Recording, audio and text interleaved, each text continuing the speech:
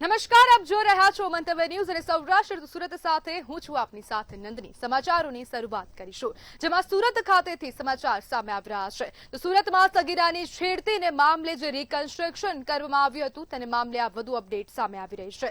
તો સુરતથી આ સમાચાર સામે આવી રહ્યા છે। સુરતમાં સગીરાની છેડતીના આરોપીનું રિકન્સ્ટ્રક્શન કરવામાં આવ્યું હતું। તે દરમિયાન ભારે ભીડ જોવા મળી હતી। પોલીસે આરોપીને સ્થળે લાવતા લોકોના ટોળે ઉમટી પડ્યા હતા। રિકન્સ્ટ્રક્શન દરમિયાન પોલીસ પર પથ્થરમારો પણ કરવામાં આવ્યો હતો। પથ્થરમારામાં પોલીસ કર્મી પત્રકાર ઈજાગ્રસ્ત થયા છે। તો મહત્વપૂર્ણ સમાચાર સુરત ખાતેથી સામે આવ્યા। ઉશ્કેરાયેલી મહિલાઓએ પોલીસના વાહનોને ઘેરી લીધા હતા। પોલીસ વિરુદ્ધ સૂત્રોચ્ચાર પણ કરવામાં આવ્યા હતા અને તે દરમિયાનના સમગ્ર જે દ્રશ્યો સામે આવ્યા છે, ખૂબ મોટા પ્રમાણમાં લોકો ઉમટી પડ્યા હતા। પાટીદાર સમાજના લોકો એકઠા થયા હતા, જ્યારે પોલીસે આરોપીને સ્થળે લાવતા જ લોકોના તો ગીર સોમનાથમાં પોલીસ દ્વારા ફૂટ પેટ્રોલિંગ હાથ ધરવામાં આવ્યું હતું। તો સમાચાર સામે આવી રહ્યા છે। ગીર સોમનાથ ખાતેથી ફૂટ પેટ્રોલિંગ હાથ ધરવામાં આવ્યું। પોલીસ હવે એક્શન મોડમાં જોવા મળી રહ્યું છે। તંત્ર હવે સજ્જ બન્યું છે। વેરાવળ ટાવર ચોકથી સોમનાથ સુધી પેટ્રોલિંગ કરવામાં આવ્યું। વધુ એક હવાલા કાંડનો પર્દાફાશ થયો છે। વિસાવદરના મતદારો માટે પૈસા કવર તૈયાર કરવામાં આવ્યા હતા। હવાલા કાંડના વિસાવદરથી વિડીયો લીક થયો છે। ગામ મુજબ અલગ અલગ રૂપિયાના થેલા ભરાયા હતા। માંડાવડ રતાંગમાં રૂપિયા પહોંચ્યાનો ઉલ્લેખ કરવામાં આવ્યો છે, જ્યારે 7 જેટલા થેલા હજુ બાકી હોવાની સ્પષ્ટતા કરવામાં આવી છે। વિડીયોમાં આમ આદમી પાર્ટીના ખેસ પણ દેખાયા છે। નારાજ કાર્યકર્તાઓએ સ્ટિંગ કરીને લીક કર્યો હોવાનું અનુમાન છે। મંતવ્ય ન્યૂઝ આ વિડીયોની પુષ્ટિ કરતું નથી।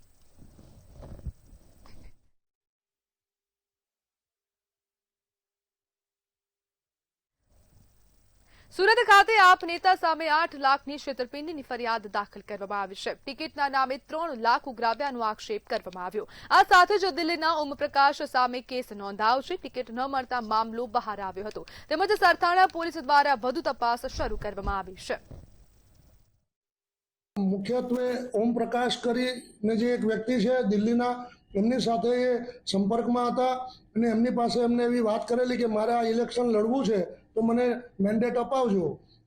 તો જે પાર્ટીના આમ આદમી પાર્ટીના જે ઓમપ્રકાશ છે તેઓને એવું કહેલ કે ભાઈ એવી રીતના કોઈ ઇલેક્શન લડાતા નથી, ઇલેક્શન માટે પાર્ટીને ફંડ આપવું પડે છે, તો તમે એ કરો તો તમને મેન્ડેટ મળે એવી વાત કરેલી અને કુલ 18 લાખ રૂપિયામાં મેન્ડેટ આપવાની વાત કરેલી। એટલે આ ખૂબ વધારે હોય, જેથી આ નવનીતભાઈએ વાટાઘાટો કરી અને છેલ્લે 8 લાખ રૂપિયામાં ટિકિટ મેળવવા માટે મેન્ડેટ આપે આમ આદમી પાર્ટી એવી વાત કરેલી। આમ આદમી પાર્ટીના પૂર્વ નેતા પરેશ ગોસ્વામી દ્વારા મોટું નિવેદન આપવામાં આવ્યું છે। તેમણે જણાવ્યું કે ભારત ખેતી પ્રધાન દેશ છે। ભારતમાં 18 કરોડ ખેડૂતો છે, જે પૈકી 56 લાખ ખેડૂતો છે। ખેડૂતો સાથે આમ આદમી પાર્ટી છેતરપિંડી કરી રહી છે। પંજાબની સરકાર છે એ પણ ત્યાં આમ આદમી પાર્ટી સત્તામાં છે, તો મેં કીધું હું ભાજપને તો કહું પણ સાથે સાથે તમને પણ કહું કે તમે જ્યાં સત્તામાં છે ત્યાં નહીં, રકમમાંથી પણ તમે ગુજરાતને મદદ કરો ને ગુજરાતના ખેડૂતોને કાંઈક પણ 1500, 2000 કરોડ, 3000 કરોડ જે પણ બની શકે તે તમે આપીને ગુજરાતના ખેડૂતોને મદદરૂપ થાવ। ત્યારે પંજાબના મુખ્યમંત્રી અને દિલ્હીના પૂર્વ મુખ્યમંત્રી અરવિંદ કેજરીવાલે ગુજરાતની અંદર આવીને માત્ર ને માત્ર 2027ની ચૂંટણીની વાત કરી। ખેડૂતોને અમે કયા રીતે મદદ થઈ શકીએ એ બાબતની કોઈ વાત ન કરી। ખાસ કરીને ત્યારે ગુજરાતના ખેડૂતોને જરૂર હતી કે એમને મદદ જોઈએ છે। ગુજરાતના ખેડૂતો છે ત્યારે કુદરતી આફતથી હેરાન પરેશાન હતા, નુકસાનીમાં હતા, ત્યારે એની પાસે પંજાબના મુખ્યમંત્રી પાસે ગુજરાતના ખેડૂતો માટે એક રાતી પાઈ નહોતી, એટલે કે 5 પૈસા પણ ન હતા। સુરતના યોગી ચોક ખાતે વોર્ડ 17માં ડેપ્યુટી સીએમએ આપ પર ઉઘરાણીના ગંભીર આક્ષેપ કર્યા છે। તેમણે જણાવ્યું કે મુસ્લિમ મતો મેળવવા ગંદી રાજનીતિ કરવામાં આવી રહી છે અને ટિકિટના બહાને યુવાનોની વર્ષોની બચત લૂંટાય છે। ડેપ્યુટી સીએમએ તપાસ કરીને સત્ય બહાર લાવવાની ખાતરી આપી હતી, જેને લઈને રાજકીય વાતાવરણ ગરમાયું છે।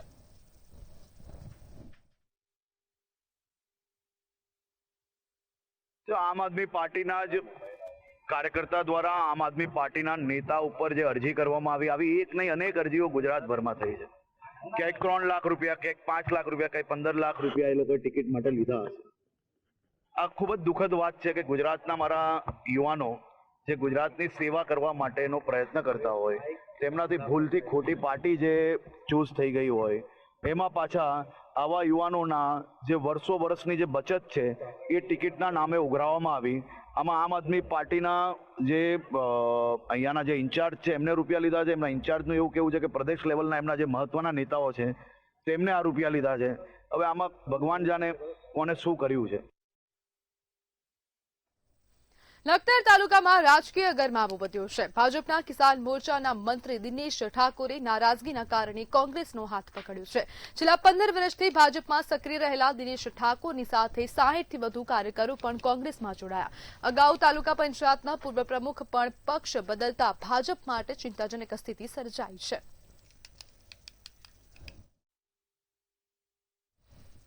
જામનગર મહાનગરપાલિકાની ચૂંટણી પૂર્વે કોંગ્રેસે પોલીસ પર કન્નડગતાના આક્ષેપ લગાવ્યા છે.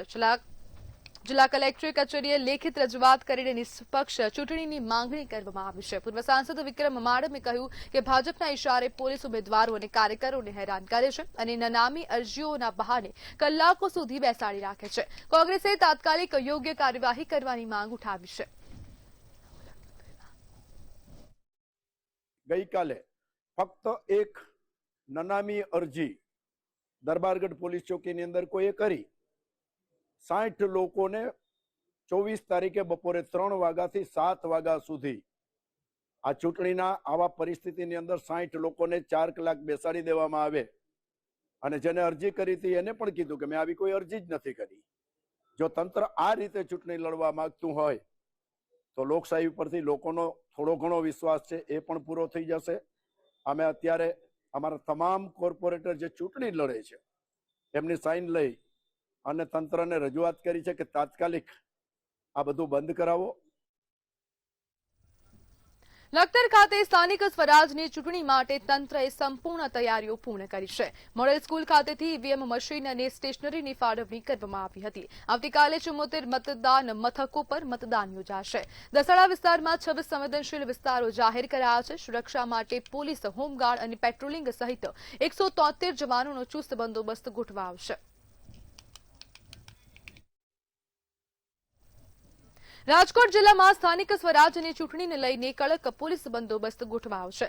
સંવેદનશીલ વિસ્તારોમાં વધારાની સુરક્ષા સાથે ડ્રોન અને બોડીકેમથી નજર રાખવામાં આવશે. 2800થી વધુ પોલીસ જવાનો, હોમગાર્ડ અને એસઆરપી તૈનાત રહેશે. સ્થાનિક સ્વરાજ્ય ચૂંટણી 2026ના બંદોબસ્તમાં રાજકોટ રેન્જ વડા શ્રી નિલિપ્તરાય સાહેબના માર્ગદર્શનમાં આપણા વિસ્તારમાં ટોટલ 647 જેટલી પોલિંગ સ્ટેશન લોકેશન બિલ્ડિંગ્સ છે અને 1072 જેટલા બૂથ છે. તો આમાંથી 81 બિલ્ડિંગ છે અતિ સંવેદનશીલ કેટેગરીમાં છે, જો કેટેગરી ઉપરથી આવતી હોય છે આમાં. ઓર તાલુકા પંચાયતની 180 સીટ અને જિલ્લા પંચાયતની 30 સીટ અને એક ગોંડલ નગરપાલિકા, આ રાજકોટ ગ્રામ્ય પોલીસના વિસ્તારમાં આ એટલી ચૂંટણીઓ થવાની છે. બોટાદ નગરપાલિકાની ચૂંટણીને લઈને તંત્ર સંપૂર્ણ સજ્જ બન્યું છે. આવતીકાલે 26 એપ્રિલે યોજાનાર મતદાન પહેલા આજે પોલિંગ ટીમોને ઈવીએમ મશીનોનું વિતરણ કરવામાં આવ્યું હતું. બોટાદ નગરપાલિકાના કુલ 11 વોર્ડમાં 96 મતદાન મથકો પર મતદાન યોજાશે. આ માટે કુલ 11 રૂટ નક્કી કરી દરેક રૂટ પર બસોની વ્યવસ્થા સાથે ટીમોને બૂથ સુધી રવાના કરવામાં આવી છે. સમગ્ર પ્રક્રિયામાં 580 જેટલા પોલિંગ સ્ટાફની નિમણૂક કરવામાં આવી છે, જેમાં 11 ઝોનલ અને 11 મદદનીશ ઝોનલ અધિકારીઓનો સમાવેશ થાય છે. સુરક્ષા દ્રષ્ટિએ બોટાદ નગરપાલિકાના 15 સંવેદનશીલ મતદાન મથકો પર કડક પોલીસ બંદોબસ્ત ગોઠવવામાં આવ્યો છે. બોટાદ નગરપાલિકા સામાન્ય ચૂંટણી 2026 અંતર્ગત બોટાદના કુલ 11 વોર્ડમાં 96 મતદાન મથકો ઉપર આવતીકાલે મતદાન થવા જઈ રહ્યું છે, જે અંતર્ગત આજે ડિસ્પેચિંગ સ્થળેથી મોડેલ સ્કૂલ ખાતેથી પોલિંગ સ્ટાફ અને પોલીસ જવાનો સહિત આજે પોલિંગ સ્ટાફ જે તે બૂથ ઉપર પહોંચશે. કુલ 11 રૂટ છે. દરેક રૂટ ઉપર દરેક બસની વ્યવસ્થા કરવામાં આવી છે અને દરેક બસ સાથે એક હથિયારધારી પોલીસ બંદોબસ્ત દરેક પોલિંગ સ્ટાફને જે તે બૂથ ઉપર પહોંચાડશે. પોલિંગ સ્ટાફમાં કુલ 580 પોલિંગ સ્ટાફ છે. સુરતના ઓલપાડ તાલુકામાં ચૂંટણીની તૈયારીઓને આખરી ઓપ આપવામાં આવ્યો છે. મતદાનને લઈને વિવિધ મતદાન મથકો પર ઈવીએમ મશીનોની ફાળવણી કરવામાં આવી હતી. 13 બેઠકો માટે 738 કર્મચારીઓ બૂથ પર ખડે પગે હાજર રહેશે. મતદાન મથકો પર સુવિધા અને સુરક્ષા વ્યવસ્થા કડક બનાવવામાં આવી છે. નાયબ કલેક્ટર અને ચૂંટણી અધિકારી દ્વારા વધુમાં વધુ મતદાન કરાવવાની અપીલ પણ કરવામાં આવી છે. ઓલપાડ તાલુકા જિલ્લા પંચાયતની ચૂંટણીના અનુસંધાને આજરોજ મતદાન મથકનો સમગ્ર સ્ટાફ કુલ 120 મતદાન મથક પર ચૂંટણી થનાર છે. એ માટે અંદાજે 650 જેટલો પોલિંગ સ્ટાફ અને પોલીસ સ્ટાફ એ રૂટ માટે રવાના થઈ ગયેલ છે અને આવતીકાલે મતદાન યોજાનાર છે. દરેક મતદાન મથકો પર મેડિકલ ટીમની પણ વ્યવસ્થા કરવામાં આવી છે. જ્યાં છાંયડાની જરૂર છે ત્યાં છાંયડાની પણ વ્યવસ્થા થનાર છે. જામનગર જિલ્લામાં સ્થાનિક સ્વરાજ્યની ચૂંટણી માટે જિલ્લા સેવા સદનના સ્ટ્રોંગ રૂમમાંથી કડક સુરક્ષા વચ્ચે કુલ 2137 ઈવીએમની ફાળવણી કરવામાં આવી છે. જિલ્લા ચૂંટણી અધિકારી પીબી પંડ્યાના માર્ગદર્શન હેઠળ રેન્ડમાઇઝેશન પ્રક્રિયા દ્વારા મશીનો ફાળવવામાં આવ્યા છે. જામનગર મનપા માટે 474, જિલ્લા પંચાયત માટે 808, તાલુકા પંચાયત માટે 824 અને સિક્કા નગરપાલિકા માટે 31 ઈવીએમ ફાળવવામાં આવ્યા છે. વહીવટીતંત્ર નિષ્પક્ષ અને પારદર્શક ચૂંટણી માટે તમામ તૈયારીઓ પૂર્ણ કરી છે અને મતદાન મથકો પર સુવિધા તથા સુરક્ષા વ્યવસ્થા કડક બનાવવામાં આવી છે.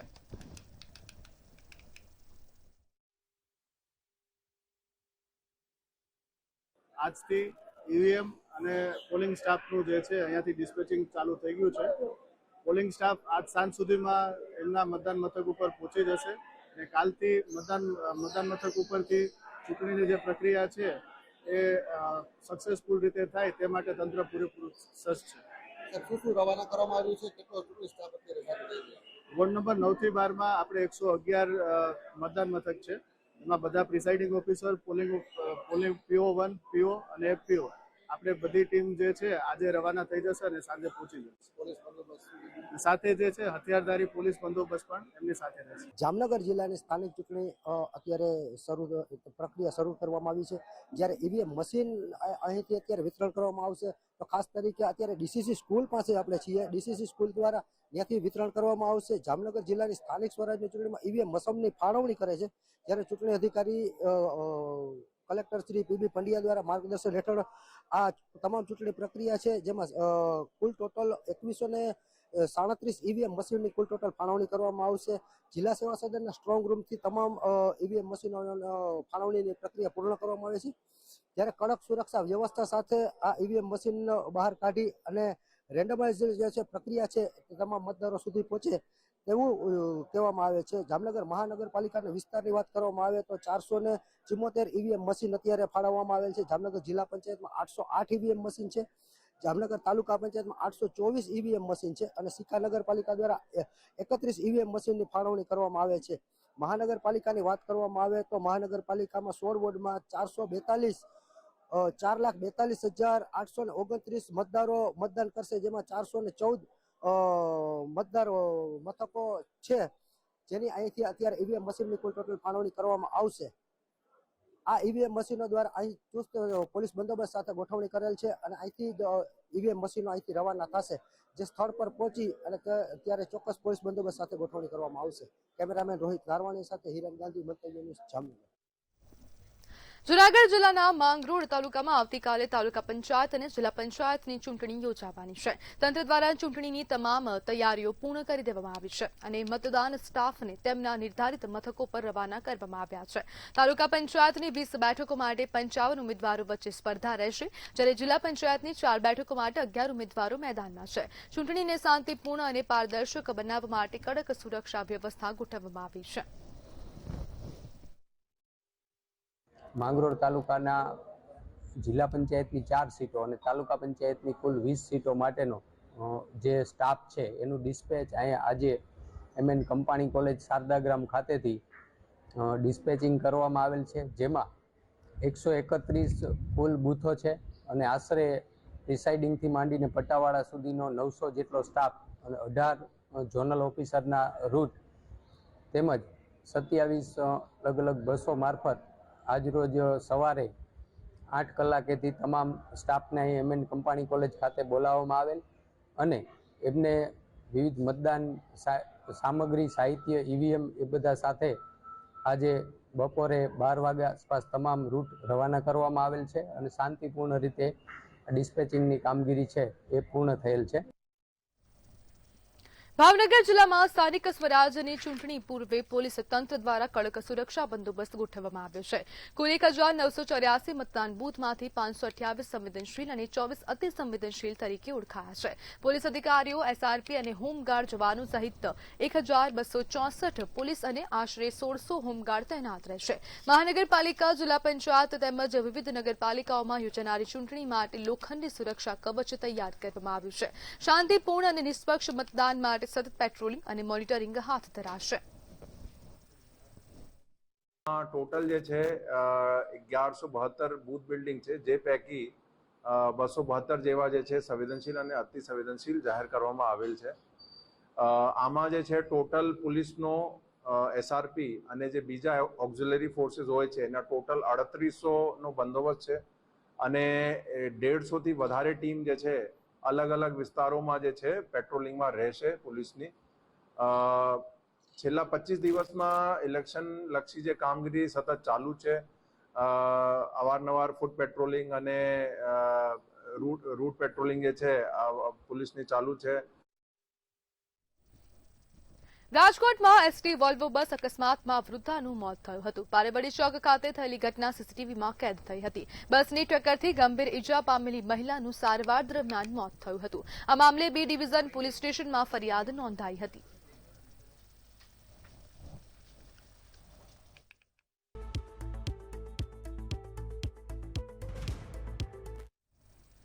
સુરત ખાતે જૂની અદાવતમાં યુવક પર હુમલો કરવામાં આવ્યો હતો. રાંદેર રાજુલાના ધનમોરા પાસેની ઘટના સામે આવી છે.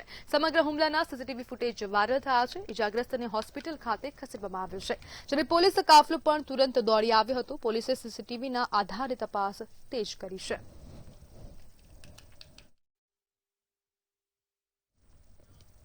જામનગરમાં અસામાજિક તત્વોનો આતંક દિવસે ને દિવસે વધી રહ્યો છે.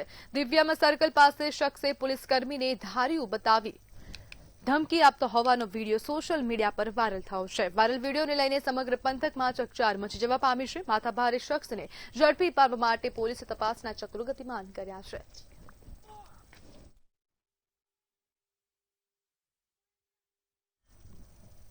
ગીર ગઢડા વિસ્તારમાં સિંહ પરિવારની શાહી લટારના અદભુત દ્રશ્યો જોવા મળ્યા છે. ઝાંખિયા બાબરિયા રોડ પર અંદાજે 10 સિંહો એક સાથે પસાર થતા વાહન ચાલકોના પૈડા થંભી ગયા હતા. લોકોએ આ દ્રશ્યો મોબાઈલમાં કેદ કર્યા છે. બીજી તરફ ઉના પાતાપુર વિસ્તારમાં પણ 2 સિંહો શિકારની શોધમાં લટાર મારતા જોવા મળ્યા હતા, જે સીસીટીવીમાં કેદ થયા છે. બંને વિડીયો સોશિયલ મીડિયા પર વાયરલ થતા વન્યજીવનની આ ઝલક ચર્ચાનો વિષય બની છે.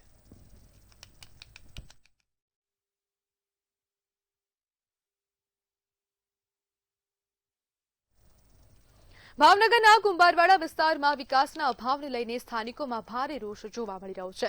મહાલક્ષ્મી મિલની ચાલીમાં પાણી અને ડ્રેનેજની સમસ્યાને લઈને સ્થાનિકોને ભારે હાલાકીનો સામનો કરવો પડી રહ્યો છે. સ્થાનિકોએ વિકાસના કામો ન થયા હોવાના આક્ષેપો કર્યા છે. સમસ્યાનો ઉકેલ ન આવતા રોષે ભરાયેલા સ્થાનિકોએ ચૂંટણીનો બહિષ્કાર કરવાની ચીમકી ઉચ્ચારી છે. ઉપરેટામાં રખડતા ઢોરનો આતંક દિવસે ને દિવસે વધી રહ્યો છે. શહેરના બજરંગ રોડ પર 2 આખલાઓ વચ્ચે યુદ્ધ જામ્યું હતું. આખલા યુદ્ધને કારણે વાહન ચાલકોને ભારે હાલાકીનો સામનો કરવો પડ્યો હતો. રજૂઆતો કરવા છતાં તંત્ર દ્વારા કોઈ કામગીરી ન કરાતા સ્થાનિકોમાં ભારે રોષ જોવા મળી રહ્યો છે. રખડતા ઢોરને પાંજરે પૂરવાની કામગીરી કરાય તેવી માંગ કરવામાં આવી છે.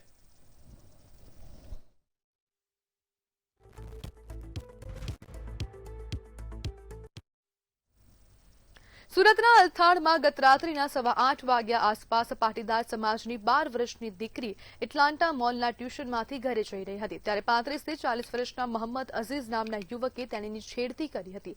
સગીરાએ ચીસાચીસ કરતા આસપાસના લોકો તાત્કાલિક દોડી આવ્યા હતા અને આરોપીને રંગે હાથ ઝડપી પાડ્યો હતો. ત્યારે શું છે સમગ્ર મામલો, જોઈએ અહેવાલમાં. સુરતના અલથાણમાં સગીરાની છેડતીનો મામલો. પાટીદાર સમાજની 12 વર્ષની દીકરીની છેડતી. મોહમ્મદ અઝીઝ નામના યુવકે છેડતી કરેલ. સગીરાએ ચીસાચીસ કરતા લોકો થયા એકત્ર.